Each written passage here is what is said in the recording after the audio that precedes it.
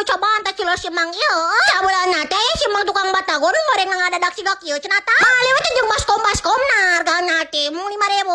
Barang ditinggali teh alas cenah ieu mah batagor teh meuni hideung kieu. Tapi dah walaupun kecapna loba teh oge jeung si Mang geus puguh ngeunah legend lah geus pangringeunah. Kijung bali ceutik geuning cenah teh tukang sosis bakar cenah tanya. Bali we teh hijieun hargana teh mung 1.000.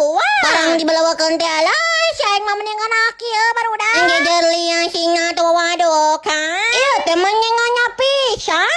Lampung sotik geuning cenah teh tukang es piscok nu hargana teh mung 1.000-an aing mah barudak. Ya teh teu salah aing mah zaman ayeuna aya keneh tukang piscok nu hargana 1.000 geus kami dileg-leg aing mah jeung freezer-freezer nah atuh ayeuna mah. Wadokan ieu teh mah nitiis pisan.